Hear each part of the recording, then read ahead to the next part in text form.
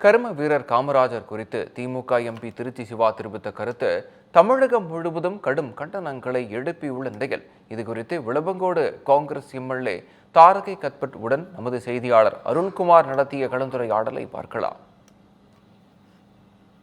எளிமையின் வடிவம் கர்ம வீரர் காமராஜர் குறித்து திமுக பாராளுமன்ற உறுப்பினர் திருச்சி சிவா அவர்கள் தெரிவித்த அவதூறு கருத்துக்கு எதிராக தமிழகம் முழுவதும் பல்வேறு போராட்டங்கள், பல்வேறு கண்டனங்கள் எழுந்திருக்கும் நிலையில் காங்கிரஸ் சட்டமன்ற உறுப்பினர் தாரகை கத்பட் நம்மோடு இணைகிறார். அவரோடு நாம் பேசலாம்.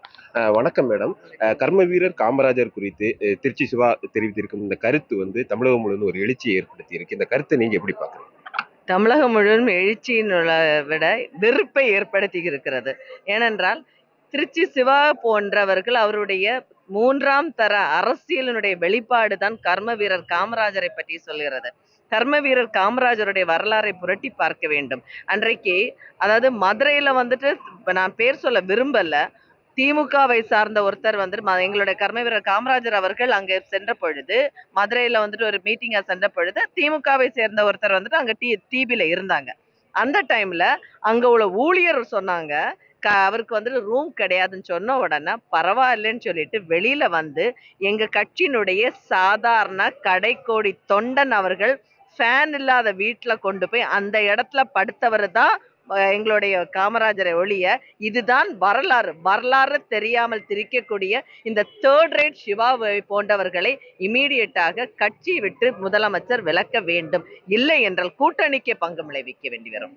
இது மட்டுமல்லாமல் மறைந்த முன்னாள் முதல்வர் கலைஞர் கருணாநிதி அவர்கள் முதல் தற்போது வரை இந்த காமராஜர் குறித்து தொடர்ந்து அவதூறு பரப்புவதும், பல காமராஜரின் திட்டங்களை அவர்கள் பேரில் மாற்றுவதுமாக வருவதாக எதிர்கட்சிகள் தொடர்ந்து குற்றச்சாட்டை வச்சிருக்காங்க. இந்த சூழ்நிலையில நீங்க அந்த கருத்தை எப்படி பார்க்க?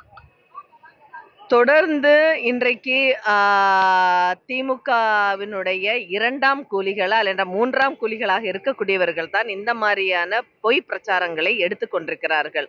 உதாரணத்துக்கு சொல்ல வேண்டும் என்றால், அனைவருக்குமே தெரியும் கர்ம வீரர் காமராஜர் 10 வருடம் இன்றைக்கு சிறையில் இருந்தார். சுதந்திரம் கிடைத்த பொழுது 10 வருடம் சிறையில் இருந்தபோது அன்றையுள்ள சிறையும் இன்றைய சிறைசாலையும் இன்றையுள்ள சிறைசாலையும் எப்படி இருக்கும் என்பது தெரியும். அன்றைக்கு ஃபேன் கிடையாது, இருட்டடைஞ்ச ஒரு குகைக்குள்ள மாதிரி இருந்தாங்க. அந்த இடத்துல இருந்த காமராஜர் அவர்களுக்கு ஃபேன் அவருக்கு இந்த தமிழ்நாட்டில் உள்ள ஒவ்வொரு வேப்ப மரமே அவருக்கு துணையாக தான், அதாவது படுக்கிறதுக்கும் குழு காற்று கொடுத்துட்டு இருந்து அப்படிப்பட்ட ஒரு தரகம் கர்ம வீரர் காமராஜர்.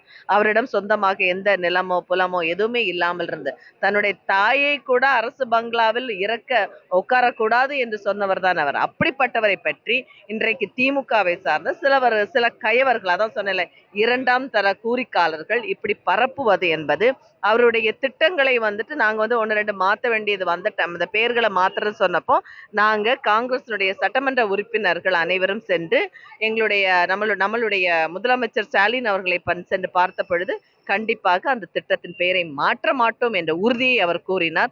அவரை இன்றைக்கு பார்க்கும் பொழுது தேர்தலில் நின்று வெற்றி பெறாமல் புறவாசல் வழியாக வந்த சிவாவுக்கு நாங்கள் பதில் சொல்ல வேண்டிய ஒரு மோசமான ஒரு கட்டாயத்துக்கு அவர் முதல்ல சிவா அவர்கள் எலெக்ஷன்ல மக்களை சந்தித்து வெற்றி பெறட்டும். இன்னும் அவருக்கு அதுக்கப்புறமா அந்த அடி அவர் வாங்கிக்குவாரு.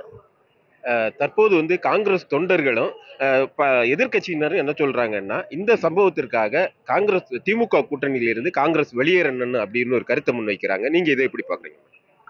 இந்த கருத்து நான் சொல்றதை விட எங்களுடைய அகில இந்திய காங்கிரஸ் கமிட்டி தான் சொல்லணும். ஏன்னா இதுக்கு எப்பவுமே எங்களுடையது ஒரு தேசிய நீரோட்டத்தினுடைய கட்சி. அந்த கட்சியிலிருந்து நாங்க ஒரு மக்கள் பிரதிநிதியாக இருந்தாலும் நாங்கள் சாதாரண தொண்டர்கள். நாங்கள் என்றைக்குமே ஒரு கட்டுக்கோப்பான கட்சி. அகில இந்திய தலைமைக்கு கட்டுப்படுவோம். அகில இந்திய தலைமை என்ன முடிவெடுக்கிறதோ அதுக்கு நாங்கள் தலைவணங்குவோம்.